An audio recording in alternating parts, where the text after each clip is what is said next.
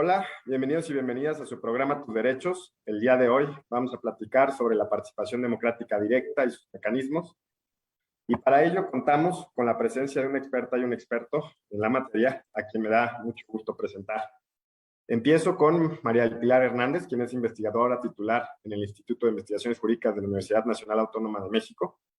Cuenta con una especialidad en Derecho Constitucional y Administrativo por la Facultad de Derecho de la UNAM, así como una especialidad en Derecho Constitucional y Ciencia Política por el Centro de Estudios Políticos y Constitucionales de Madrid. Es doctora en Derecho Constitucional por la Universidad Complutense de Madrid y autora de diversas publicaciones en estas temáticas. Bienvenida, María del Pilar. Muchas gracias, Roberto. Y también tengo mucho el gusto de presentar a Gerardo de Casa, quien es director del Departamento para la Cooperación y Observación Electoral, Secretaría para el Fortalecimiento de la Democracia. Ha dirigido más de 80 misiones de observación electoral en más de 27 países de América Latina y el Caribe. Entre febrero y julio de 2008 se desempeñó como secretario interino para el fortalecimiento de la democracia. Anteriormente, en el Instituto Nacional Electoral de México, fue su director de normatividad en la coordinación del voto de los mexicanos residentes en el extranjero y coordinador del Comité Técnico de Especialistas para el voto de los mexicanos residentes en el extranjero, entre otras muchas actividades y participaciones destacadas en esta materia. Gracias, Gerardo, por aceptar la invitación. Muchas gracias, Roberto. Bueno, pues me gustaría empezar contigo la conversación, María del Pilar. Nos contaras, digamos así, en términos generales, qué es lo que distingue a un sistema democrático de otros sistemas de gobierno y, además, cuáles son las notas características de la democracia directa, que es propiamente el tema que vamos a abordar el día de hoy. Muchas gracias, Roberto. Sí, con mucho gusto. Si hablamos en términos muy amplios de la democracia, pues obviamente hay características que le son consustanciales. Entre otras de ellas es obviamente la participación a través del sufragio de los ciudadanos y, desde luego, la elección de los representantes y su renovación periódica. Si me tuviese yo que ir al campo de la democracia directa, que es el tema de nuestra reunión, obviamente la democracia directa es esta forma de participación ciudadana, y enfatizo ciudadano en un primer momento, que se remonta incluso hasta el año 537 antes de Cristo. Es un tipo de democracia en donde, pues obviamente entendemos todos, por el número de habitantes que había tanto en Grecia como en Roma, porque es obviamente la democracia directa, su cuna está en Atenas, que es la cuna de la democracia propiamente más pura, podríamos decir.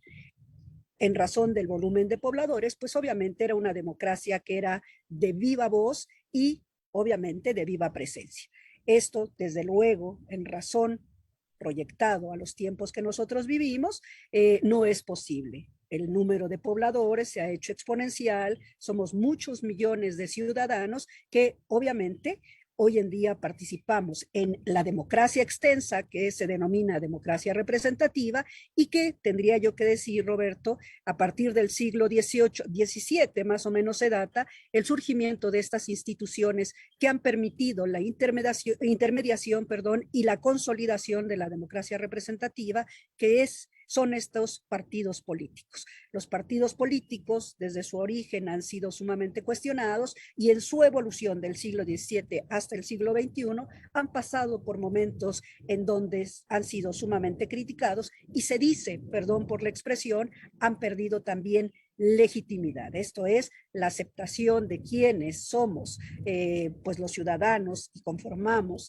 la base electoral de los estados nacionales. Esto ha hecho de manera muy particular, Roberto, que a partir de los años 80 se diese un movimiento de recuperación de mecanismos de democracia directa como podría yo decir, equilibradores de lo que es la democracia representativa y regresar precisamente las decisiones hacia los ciudadanos. Entre ellos, desde luego, está la revocación, el referéndum, la iniciativa legislativa y el recall o revocación propiamente del mandato. Así es, y bueno, pues esta muy buena introducción nos deja, Gerardo, también para preguntarte a ti cuál es tu opinión sobre esta relación que ya anunciaba María del Pilar entre democracia directa y democracia representativa.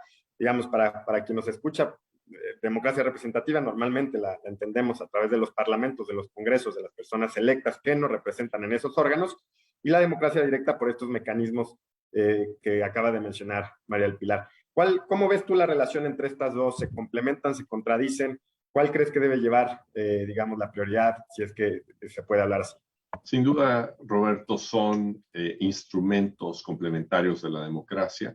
No deben de competir, no deben, justamente lo que no debe de suceder es, si no logro, digamos, como ejecutivo, una reforma en el Congreso, entonces apelar a un mecanismo de democracia directa. No. La democracia directa tiene y pongo a un lado, digamos, la revocación en este caso, y me concentro en la iniciativa ciudadana y en el referéndum o plebiscito. Es decir, una de las cuestiones es que los ejercicios se llaman de diferente forma en distintos países. No hay en la teoría ningún, digamos, ya ningún criterio absoluto universal sobre estos mecanismos, pero sí sobre su nombre, pero sí sobre su naturaleza. Entonces, tenemos por un lado los plebiscitos y referéndums, los ejercicios que son de arriba hacia abajo, ¿no? Es decir, vienen desde el poder y consultan al pueblo sobre ya sea una reforma o una propuesta de agenda pública, y por otro lado la iniciativa ciudadana. En Suiza, donde, digamos, es actualmente el sistema más fuerte de democracia directa en el mundo, el referéndum o plebiscito normalmente se utiliza como un control parlamentario a leyes que quizá no tengan el apoyo popular, y me parece correcto que sea así. Y por otro lado, la iniciativa ciudadana es justo lo contrario, es un acelerador legislativo, es decir, la función legislativa representativa no está llevando a cabo los cambios que requiere la sociedad, entonces un grupo organizado de ciudadanos presenta una iniciativa que pueda acelerar jurídicamente este cambio social. Muy bien, y bueno, esta intervención de Gerardo, María del Pilar, nos lleva a una, digamos, un fenómeno que se ha discutido en los últimos años en la teoría de la democracia, que es la crisis de la representación, y que tiene mucho que ver con, digamos, el resurgimiento de también en las últimas décadas, de los mecanismos de participación directa. Cuando los constitucionalistas, los politólogos se refieren a la crisis de la representación, ¿de qué estamos hablando y por qué?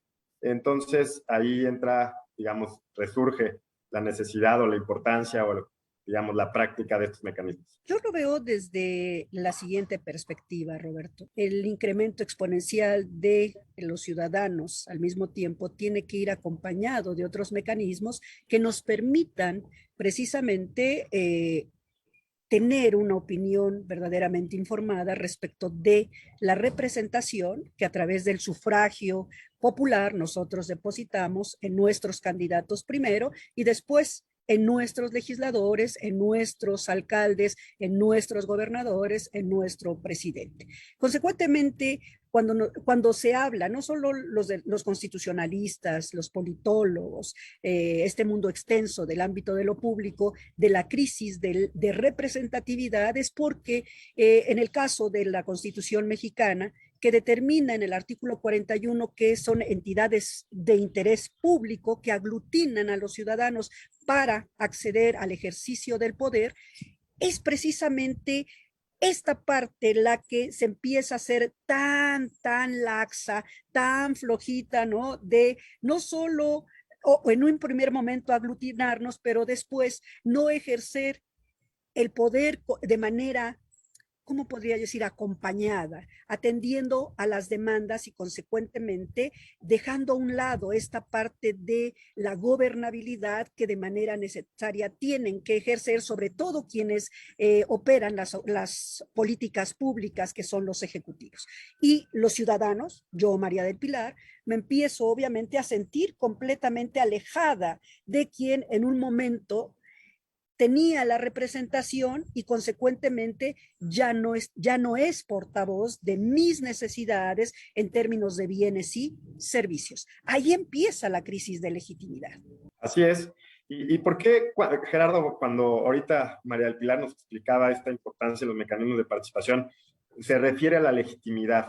¿Por qué en nuestro sistema, por qué en la actualidad es muy difícil, digamos, o casi imposible, pues reconocer que un sistema no democrático es legítimo? ¿Qué es lo que por qué la democracia le da legitimidad a la toma de decisiones? Bueno, sin duda porque de la democracia se derivan muchas cosas, no simplemente elecciones libres, universales, periódicas, basadas en un voto secreto, como lo dice la Carta Democrática Interamericana. De la democracia también se deriva la división de poderes, se deriva el Estado de Derecho, se deriva el respeto a los derechos fundamentales y sin duda un sistema plural de gobierno, es decir, la democracia como sistema es lo que evita y esos pesos y contrapesos, esos controles, es la ley del más fuerte, eso es lo que evita.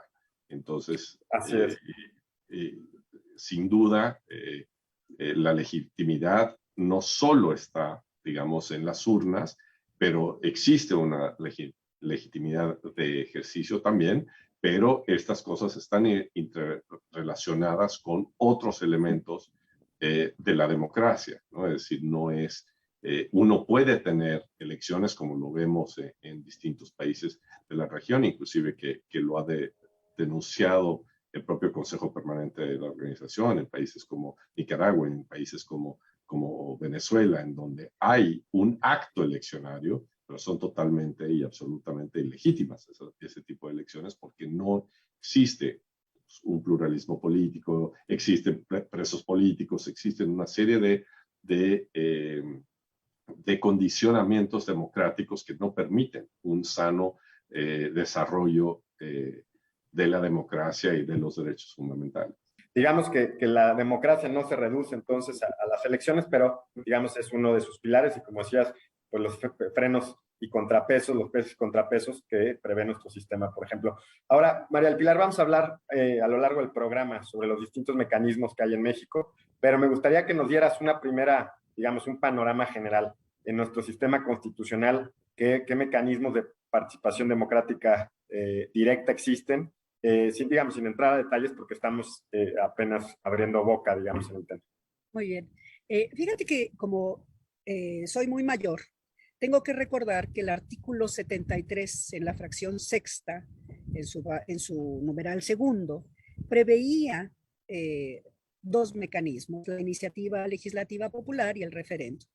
En 1977, perdón, de manera completamente consustancial a esta gran reforma política Reyes Heroles, se insertan dos mecanismos. Consecuentemente tenemos una democracia mixta, ¿no? Predominantemente representativa, que tiene también sus viejos referentes en el año de 77. Esto se modifica casi 10 años después, pero ha sido retomada de manera mucho más importante y con mucho más aliento a partir del siglo XXI en esta nueva era que entra en 2018. Y desde luego el artículo 35 como el precepto constitucional nacional que cobija los derechos ciudadanos es quien hoy en día permite la consulta popular, desde luego la iniciativa legislativa, en relación con el artículo 71, perdón, también de la Constitución Nacional, perdón, la revocación del mandato, entre otras, ¿no? Y que obviamente permiten ya, podríamos decir, este acompañamiento de la democracia representativa con la democracia directa. Y es muy importante porque lo que Gerardo de Icaza mencionaba de estas dos modalidades de la democracia directa, puede ser una democracia institucional cuando obviamente los mecanismos de democracia directa son puestos en operación por los órganos o las autoridades con potestad pública, y la otra que es la democracia directa que tiene un fundamento mucho más, o más, tendría yo que decir, un sustrato mucho más ciudadano y que obviamente es como en el caso de la iniciativa legislativa de la cual hablaba Gerardo en el caso de Suiza. Nosotros hemos celebrado incluso la Ciudad de México todavía Distrito Federal con el actual presidente de la República, licenciado Andrés Manuel López Obrador, en el año, puso en ejercicio, tendría yo que decir, una consulta o denominado también plebiscito de verano, allá por el año del 1999-2000, precisamente para la construcción de estas grandes vialidades que sí desaguaron por alguna temporalidad, que son los segundos pisos. Nosotros empezamos con esta ciudad vanguardista siempre en la frontera y que es la primera que pone, repito, en operación un ejercicio de esta naturaleza. Bueno, pues qué buen ejercicio de memoria estás haciendo acá, porque pues evidentemente para los que vivimos en la Ciudad de México, pues sí fue importante, un hito, digamos, en el mecanismo de participación que hasta la fecha, digamos, seguimos viviendo cotidianamente.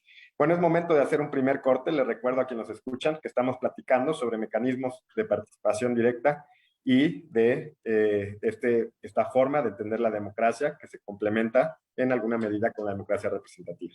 Ya regresamos. Ya estamos de regreso en su programa Tus Derechos. Estamos platicando sobre democracia directa y los mecanismos que existen para este tipo de participación. Me gustaría, Gerardo, que retomar la conversación contigo. Uno de los puntos que a mí en lo particular me interesa, pero que además creo que es un problema que la teoría de la democracia se ha encargado de poner sobre la mesa, que es esta dificultad que puede existir en condiciones como las que tú mencionabas, de pobreza extrema, desigualdad social muy pronunciada como la que existe en la región, criminalidad y a la par poder tener participación cotidiana o directa de la ciudadanía con más habitualidad que solo asistir a votar cada 6 o cada 3 años, ¿no? Ese es un reto importantísimo, creo yo.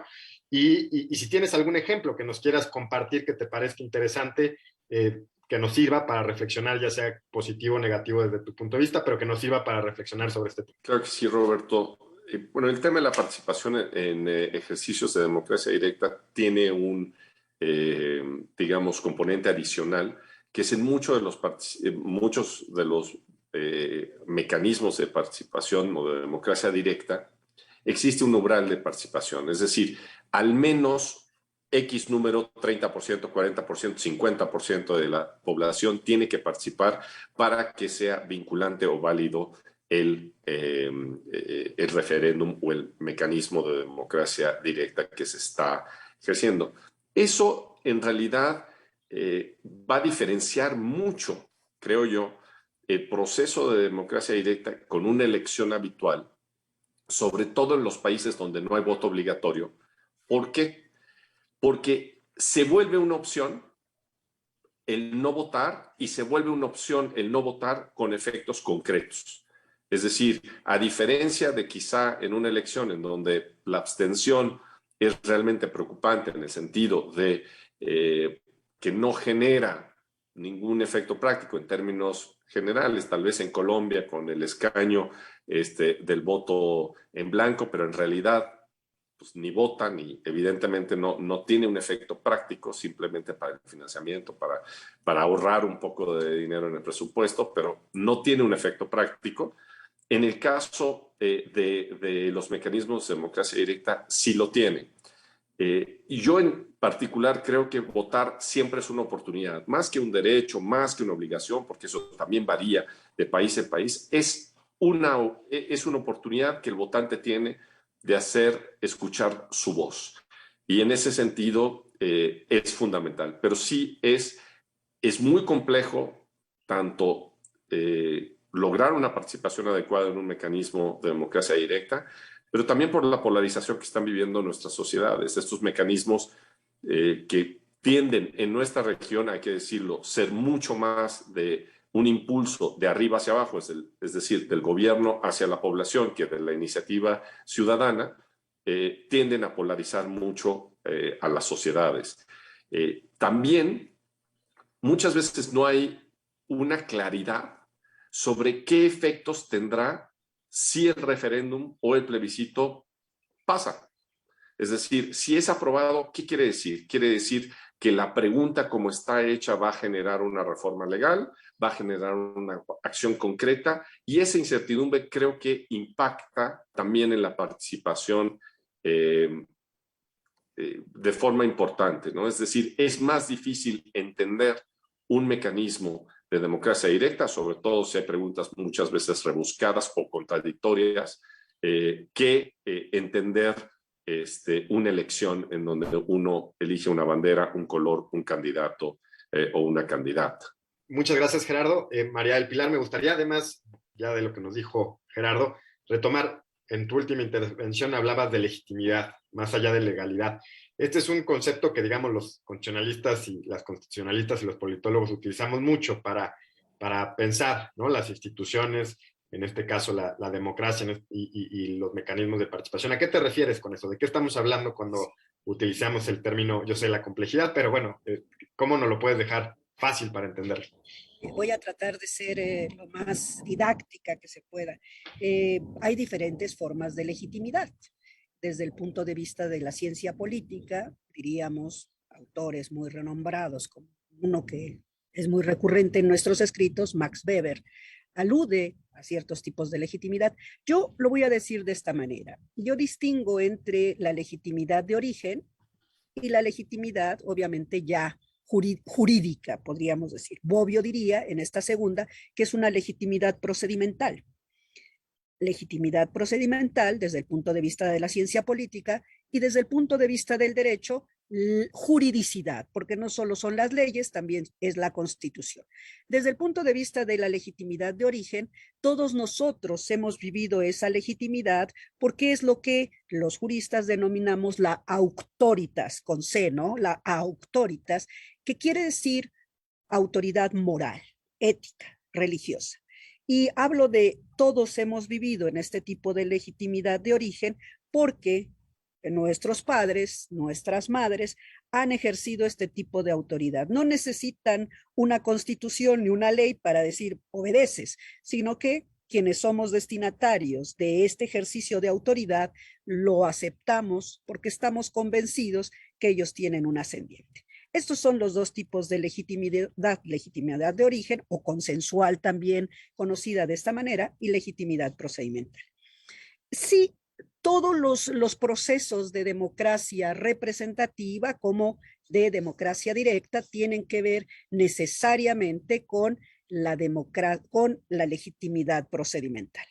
Hay un concepto muy bonito que a la sazón de lo que refería Gerardo de Icaza es muy lindo porque viene de la doctrina jurisprudencial alemana y nuestra Suprema Corte de Justicia lo ha recogido esta categoría que es la confianza legítima, ¿no? ¿Qué es lo que implica? ¿Por qué los ciudadanos transitamos al ejercicio de un mecanismo de democracia directa? Porque simple y sencillamente estamos frente a procesos de, obviamente, perdón, ya se me fue. Estamos frente a procesos que obviamente implican un grado de desconfianza en relación con los compromisos a los cuales Gerardo de Icaza se refería. Nuestros representantes, trátese de quienes sean, ejecutivo, legislativo, como lo dije, alcaldes, presidentes municipales, no están dando el cauce y el cumplimiento en relación con generación de fuentes de trabajo, desde luego con abatimiento a los índices de criminalidad, entre otros. Consecuentemente, esta legitimidad que desde el punto de vista de los procesos son instituciones, las mismas instituciones que son responsables de los procesos electorales representativos, son quienes se encargan también de diligenciar, de realizar las contabilizaciones de los procesos de democracia directa. Pero para que esto pueda surtir, el artículo 35 en sus diferentes fracciones que prevén la consulta popular, el proceso revocatorio, la iniciativa legislativa, necesariamente debemos los ciudadanos de cumplimentar este que denominó Gerardo el umbral de votación. ¿Qué quiere decir? Quiere decir un porcentaje necesario de quienes integramos el padrón electoral para que solicitemos que se realice cualesquiera de estos procesos de democracia directa. Y entonces, ese es un primer momento de la legitimidad procedimental. Con toda la razón lo dice Gerardo. En este caso, lo que prevé el artículo 35 en estos procesos de democracia directa son procesos que excita, que inicia a la ciudadanía en este porcentaje, de obviamente recabar firmas, de obviamente que el instituto, en este caso nuestro Instituto Nacional Electoral, sea el órgano jurídicamente competente para poder validar que la legitimidad de este inicio de procedimiento se está dando. Habrá una secuela, desde luego, de desahogo, que llegará al cómputo, tendría yo que decir. Los efectos también son cuestionables, como ya lo apuntó también Gerardo. Claro. Gerardo, quedó en el tintero, me parece, que nos mencionaras también con los ejemplos que querías decirnos sobre algunas experiencias latinoamericanas, algunos reportes que ustedes ya han elaborado y que creo que pueden ser interesantes para quien nos escucha, incluso consultarlos, etcétera, de manera subsecuente. Claro que sí, Roberto. Primero decir que, digamos, vienen en oleadas, es lo que hemos visto los ejercicios de democracia directa. Hemos tenido épocas en la región donde es más común que tengamos estos ejercicios, luego se apagan un poco y luego regresan. Y eso lo podemos ver más o menos si uno revisa los informes de la Organización de Estados Americanos, que todos están publicados en nuestra base de datos y son totalmente consultables. Más o menos el 10% de las misiones de observación electoral que hemos desplegado hasta el momento, que llevamos más de 250, han sido sobre mecanismos de democracia directa. Y por eso mismo estamos trabajando en una metodología para poder observar de mejor manera un mecanismo de democracia directa, ya que aunque son, digamos, animales similares las elecciones y los mecanismos de democracia directa, no se pueden ver de forma igual. Es como si viéramos un caballo y una cebra. Sí, se parecen, pero no son el mismo animal, ¿no? Entonces, en eso estamos trabajando. Hay un par o tres mecanismos que me gustaría mencionar que me parecen muy interesantes desde la perspectiva de también analizar cuál es el propósito del mecanismo de democracia directa. Eso, cuál es el objetivo del mecanismo de democracia directa, uno. Dos, si ese objetivo se logró a través del mecanismo, ¿no? Es decir, si tuvo un efecto positivo. Y tres, en realidad, ¿qué sucede cuando se abusan un poco de estos mecanismos de democracia directa?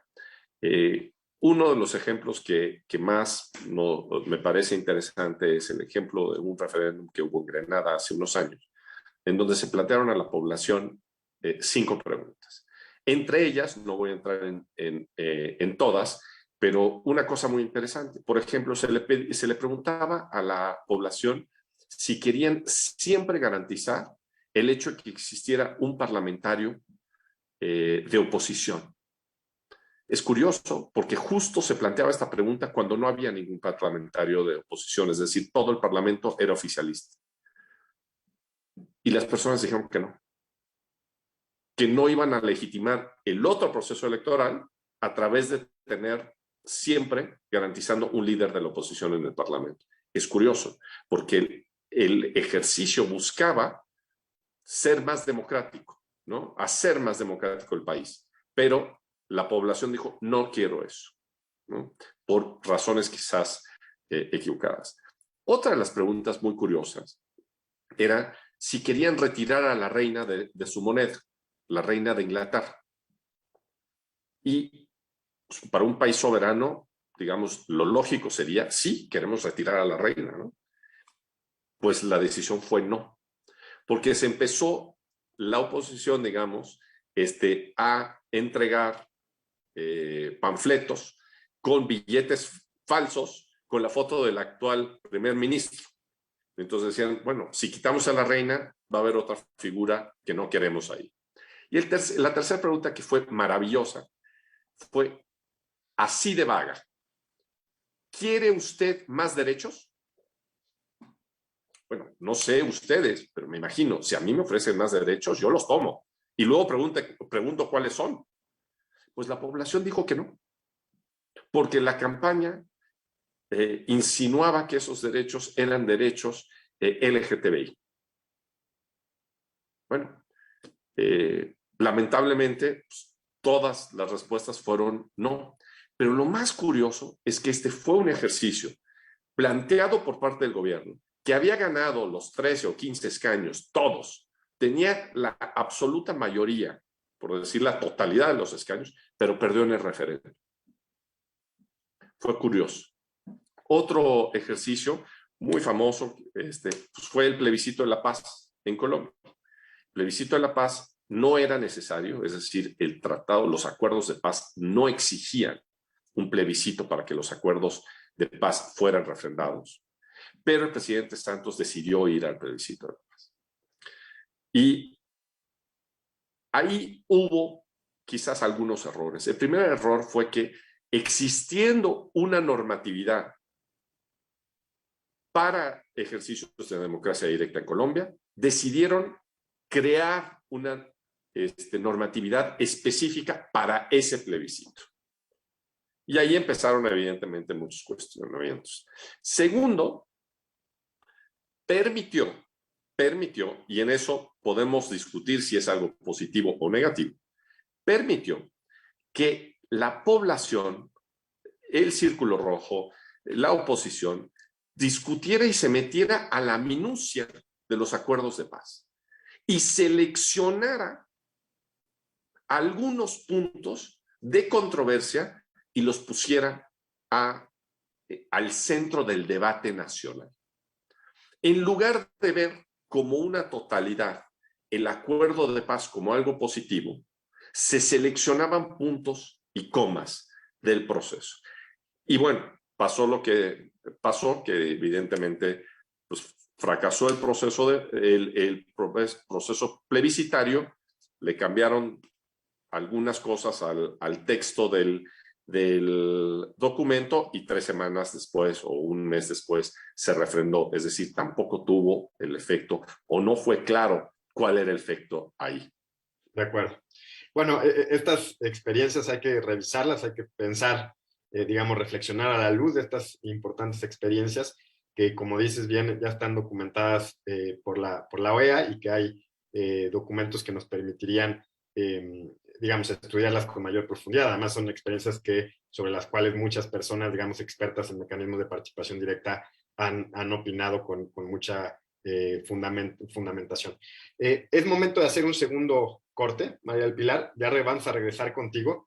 Me gustaría seguir platicando sobre mecanismos de participación directa, particularmente los presupuestos participativos, ¿no? Porque incluso, digamos, si bien tienen un origen en Brasil, ¿no? Que fueron una de las primeras experiencias muy interesantes, pero que ya también tenemos en México, ¿no? Y lo vemos incluso en nuestras colonias. Yo ahora en mi propia colonia se está ejerciendo el presupuesto participativo y que me parece interesante porque pues también ahí podemos ver la cercanía de las instituciones y con el ejercicio ciudadano de cómo ejercer una cosa tan importante como es el presupuesto. Ya regresamos, mándenos sus comentarios a Justicia TV o a mi cuenta de Twitter, rniembro. Ya estamos de regreso en su programa Tus Derechos. Estamos platicando sobre democracia directa, la diferencia con la democracia representativa o su complementariedad. Hemos abordado distintos mecanismos para esta participación. Yo te decía, María del Pilar, antes de irnos al corte, si me pudieras decir alguna opinión sobre estos mecanismos o presupuestos participativos y aprovechar además que nos dijeras, digamos, experiencias de los 90 que tú conoces bien, que creo que puedes mencionar o vincular con la respuesta. Muy bien. Muchas gracias, Roberto. Los presupuestos participativos en esta gran macrometrópoli que es la Ciudad de México han venido a incentivar en gran medida la participación de la ciudadanía. Son mecanismos de participación directa en donde un porcentaje también de individuos de las colonias se agrupan en planillas y presentan en diferentes rubros, por ejemplo, pavimentación, alumbrado. Hay rubros específicos en los cuales estos presupuestos pueden ser presentados. ¿Quién realiza la convocatoria? Anualmente el Instituto Electoral de la Ciudad de México emite una convocatoria.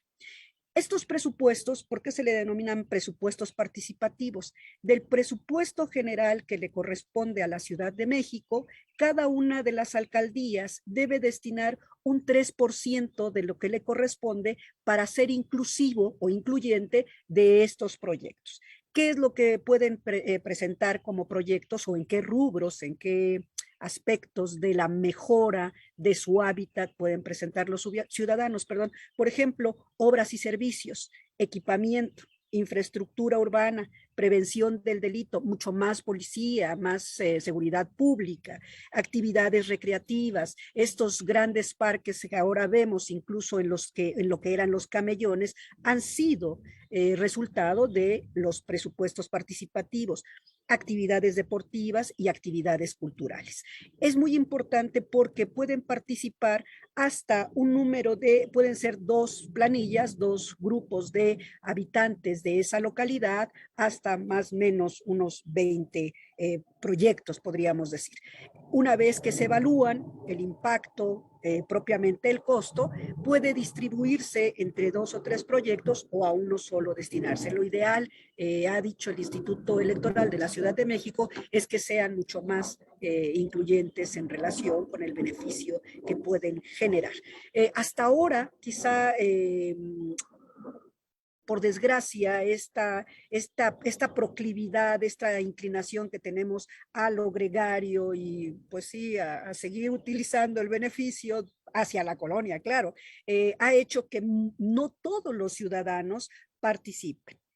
Si tuviese yo que hacer una observación que no es lo más reivindicadora en relación con, pues, por una adhesión a algún partido político, también el beneficio se ve obviamente fortalecido, que no es lo deseable. Debiera de haber algún otro tipo de aderezo, instrumento, mecanismo que determinara la aleatoriedad entre los mejores proyectos, como la insaculación, por ejemplo, para que se beneficiaran. Eso es lo que tendría yo que decir. ¿Ha mejorado? Sí, sí ha mejorado con este sesgo que, por desgracia, no es nada positivo. En relación con esta experiencia que tú decías, hasta ahora también pues, ¿cómo podría decir? Esta actitud negativa de los partidos políticos de no entender que incluso en la regulación de los mecanismos de democracia directa, ellos se convierten en garantes, y como garantes de los procesos de democracia directa no tienen que participar, solamente son observadores respecto de la legalidad, de la pulcritud con la que se pueden desahogar estos procesos de democracia directa. Por eso precisamente la extinta Ley de Participación Ciudadana de la Ciudad de México, que en muchos sentidos ha sido punta de lanza para ir abriendo camino en nuestro país, la entonces Asamblea Legislativa los denotaba de esa manera, Roberto, como garantes de los procesos de democracia directa que se regulaban. Y consecuentemente, así como sucede en el ámbito del derecho penal, hay un garante, ¿no? Y como garante tú no eres un sujeto activo del proceso, sino solo puedes incluso, podríamos decir, adquirir el otro sentido de la legitimidad para poder iniciar un proceso, judicializar una acción negativa que esté enturbiando el desahogo de ese mecanismo de democracia directa. Muy bien. Por lo otro, y creo que ya con esto terminaría para que nos diera tiempo de lo demás. Así es. Gracias, muy clara tu intervención, María del Pilar. Gerardo, aprovechando también tu conocimiento comparado, como el de Pilar, de experiencias comparadas, me gustaría, si tienes alguna experiencia positiva, alguna que tú consideras, digamos, empoderó a la ciudadanía, si hay alguno de estos mecanismos, tal vez más en abstracto, si es que no se te ocurre un ejemplo, de los que ya mencionó Pilar en su primera intervención, referéndum, plebiscito, iniciativa popular, ¿cuál crees tú que es el que más hasta este momento nos ha dado buenos resultados? Bueno, Roberto, sinceramente, en la región, creo que pocos. Quizás el país que mejor experiencia tiene en democracia directa y que es en todos los rankings el número 1 o número 2 en materia de democracia directa, en materia de democracia en la región, es Uruguay. Uruguay es de los países que más utiliza ejercicios de democracia directa y lo ha hecho, digamos, de forma habitual en su historia, nunca abusando del recurso, nunca utilizando el recurso para generar condiciones menos democráticas en el país. Eso hay que decirlo, es decir, esa es una tendencia que quizá en mi comentario final mencionaré, y creo que sería el ejemplo regional. Al nivel internacional, sin duda, ya lo mencioné, no porque esté yo enamorado ni encantado con Suiza, pero es un claro ejemplo de lo complementario entre un sistema de representación donde hay un parlamento, donde hay digamos, representantes electos y convive el sistema de representación con el sistema de democracia directa. 4 veces al año tienen preguntas, tanto en referéndum como en iniciativa popular, cada 3 meses, sobre temas que pueden ir desde derechos patrimoniales entre personas del mismo sexo, la regulación sobre el COVID y las vacunas, hasta temas que son muy particulares para un sector como agropecuarios o de quesos o bancarios, ¿no? Y en esos la persona, digamos, elige si vota o no. Es algo sumamente fácil. La inmensa mayoría de las personas votan por correo, insisto, 4 veces al año. Tienen que leer muchísimo porque hay un debate tanto nacional sobre estas cosas. Hay consultas también locales, como bien decía la doctora, de ejercicio de presupuesto, ¿no? ¿Hacemos un estadio o mejoramos el aeropuerto, ¿no? Es decir, cosas de esa naturaleza que quizá en nuestros países que todavía no están resueltas muchas de las necesidades, pues tienen más que ver como que alumbramos esta calle o repavimentamos esta otra, ¿no? Que lo ideal, y creo que ahí es donde viene parte de la molestia de la gente, es, oye, tú tienes la obligación de hacer las dos. No estamos escogiendo entre 2 grandes proyectos de nación si hacemos un estadio o un aeropuerto nuevo. Estamos escogiendo 2 cosas que son tu obligación: repavimentar y, además de repavimentar, alumbrado público, ¿no? Creo que eso es parte de lo que ha sido digamos, la frustración ciudadana en algunos ejemplos de estos de participación presupuestal en la región. Pero sin duda Suiza sería el ejemplo a seguir, tanto, insisto, los mecanismos de democracia directa allá son utilizados, 1, para controlar el poder público, es decir, exijo un referéndum porque no estoy de acuerdo con esta ley que ustedes representantes están aprobando, o 2, ustedes representantes no están aprobando y discutiendo las cosas que nos interesan a nosotros como ciudadanos, es decir, iniciativa ciudadana, control o acelerador jurídico. Y ahí es donde me parece que esa complementariedad entre la democracia representativa y la democracia directa es sumamente funcional. Clarísimo tu idea, ¿no? Yo me quedo con esto de, diría, rendición de cuentas por un lado y lo otro, fijación de la agenda podría ser. Hay un tema que está en la discusión, creo que ya no nos va a dar tiempo de abordarlo porque nos tenemos que ir a reflexiones y conclusiones finales, pero que no mencionamos y que ojalá ya en algún otro programa podamos abordar, es, por ejemplo, la participación para creación de constituciones, ¿no? Que es un tema que también a los constitucionalistas nos interesa mucho. Si, por ejemplo, se lleva al referéndum una constitución, ahora la Convención de Chile, pues es muy interesante lo que está sucediendo. Luego también la experiencia de Islandia con esto del mini public, o que se está estudiando también por teóricas de la democracia como Ellen Landemore, ¿no? Estas experiencias de que no son necesariamente los mecanismos tradicionales de participación indirecta, sino en los que hay un involucramiento desde la fijación de la agenda por parte de la ciudadanía. Y resaltar, yo me quedaría con una idea muy particular que dijiste, Gerardo, la importancia de la información, ¿no? Para que estos mecanismos de participación directa lleguen a un buen puerto, ¿no? O sea, la importancia de que haya información tal vez desde todos los puntos de vista para que la participación ciudadana sea, digo, mucho mejor, digamos, en términos de resultados. María del Pilar, una conclusión, reflexión final. Tenemos minutos suficientes para que cada quien nos dé sus ideas finales. Muchas gracias. Coincido, retomo esta última parte, tanto de Gerardo como la tuya. Un elemento trascendental en los ejercicios, no solo de democracia directa, sino también representativa. Es una labor que yo siempre he tratado de reivindicar de los órganos administrativos electorales en relación con la información que tienen que, ex ante, antes de, que deben de proveer a la ciudadanía. No hay mejor ejercicio de fortalecimiento del músculo ciudadano que no sea esto, de manera entendible, accesible. Ayer veía yo en Justicia TV esta nueva política de difusión que ha iniciado la Suprema Corte de Justicia, incluso el doctor Miguel Carbonell estaba en Yucatán, me parece, en donde de manera muy clara y accesible dan a conocer qué hace el órgano máximo de justicia constitucional en este país. En ese sentido, los institutos electorales que tienen un área de capacitación y de educación cívica están llamados a cumplir esta parte.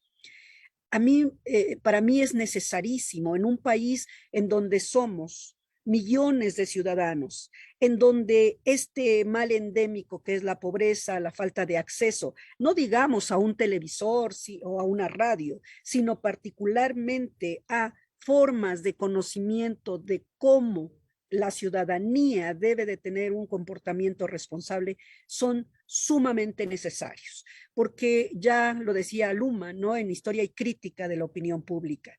Si no hay una opinión pública que también participe al lado de estos órganos para fortalecer ese músculo, estos ejercicios son verdaderamente vanos. El resultado, y Gerardo, que está en la Organización de los Estados Americanos y que tienen mucho más focalidad en cómo se sustancian estos procesos en la vida, en las variables que intervienen en cada uno de nuestros países de la región, sabe la OEA perfectamente bien que en esto, hacía lo Kelsen, no una cosa es la razón pura y otra es la razón práctica.